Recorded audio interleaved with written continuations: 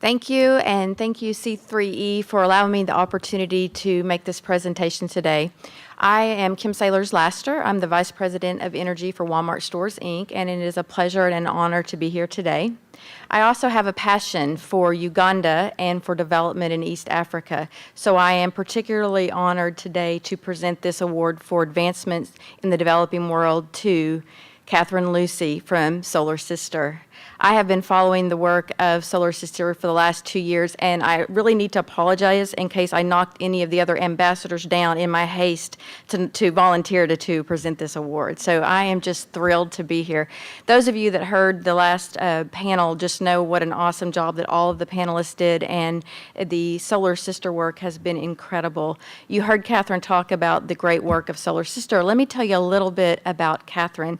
Katherine grew up in Georgia, and she was educated in Georgia as well. She has an undergrad degree in journalism from the University of Georgia. She has an MBA from Georgia Tech University. She also is an alumna of the Global Social Benefit Incubator from Santa Clara University. One of the things that I find most fascinating is that Katherine gave up a successful 20-year career in investment banking in order to make a difference in the world, and ultimately created Saylors Laster. So I know for me and for many of you, that's really something tough to think about. The other thing I love is the name Saylors Laster.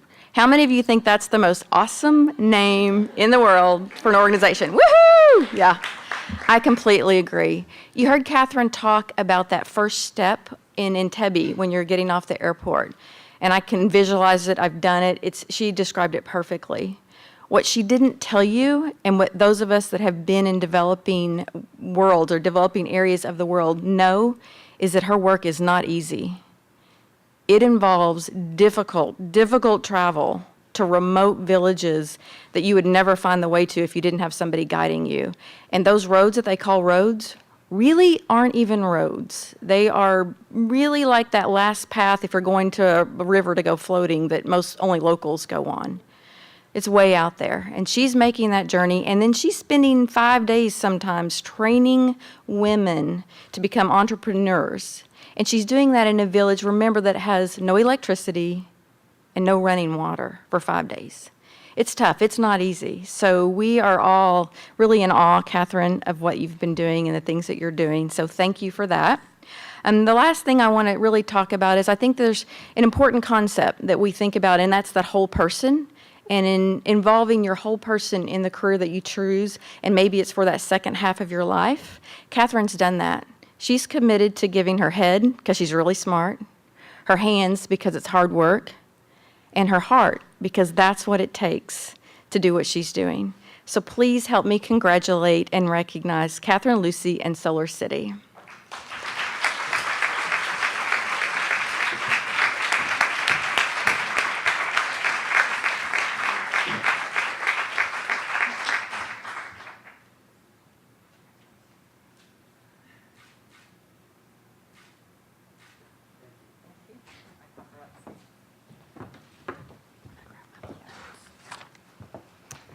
Thank you so much for that introduction. Thank you, DOE and MIT and C3E. I think I've got all my initials straight.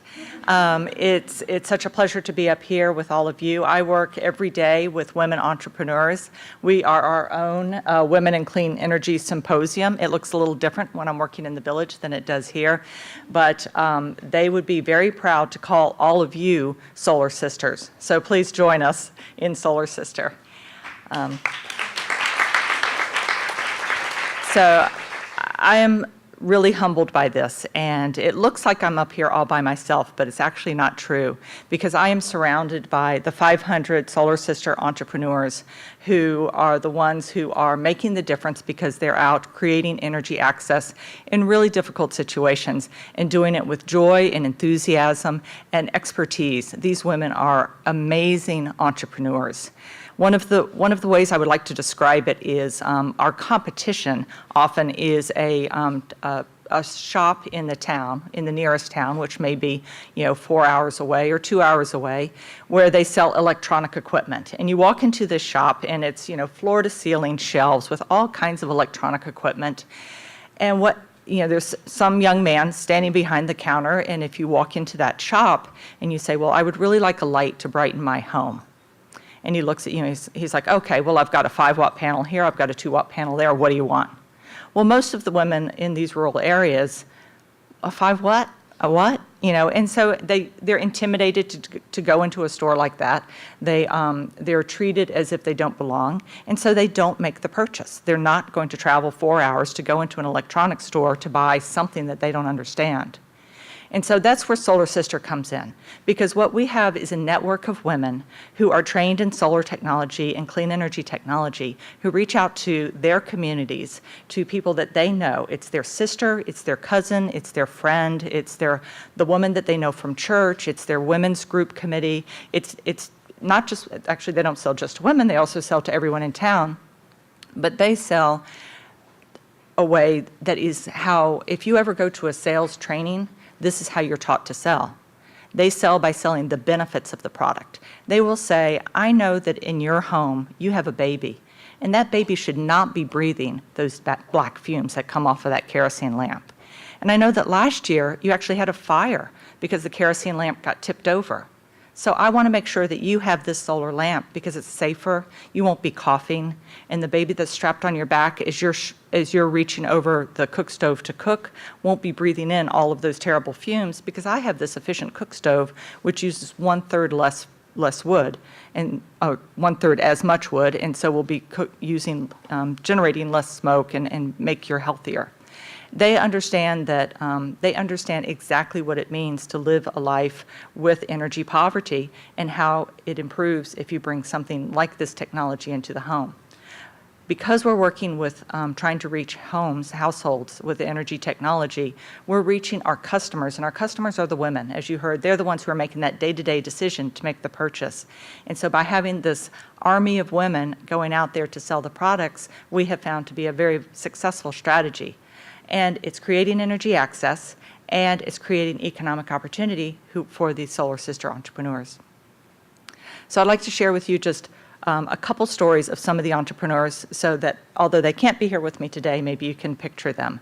One of them is Grace. Grace and her husband, Stephen, have among them 10 children. 4 of their own and 6 that are the children of his brothers who both died of AIDS. So they're raising these 10 children in their home. Grace became a Solar Sister entrepreneur a couple of years ago to help out the family income because they weren't making ends meet. Within 3 months, she was making triple what her husband was making. And now all of their children go to school, all 10 of them. And as Grace says, not only the boys, but also the girls. And so it's this kind of ripple effect of impact. Not only are we bringing light, but hope and opportunity. Another story is a woman named Hilda, and this is recent, last time I was visiting that we met Hilda.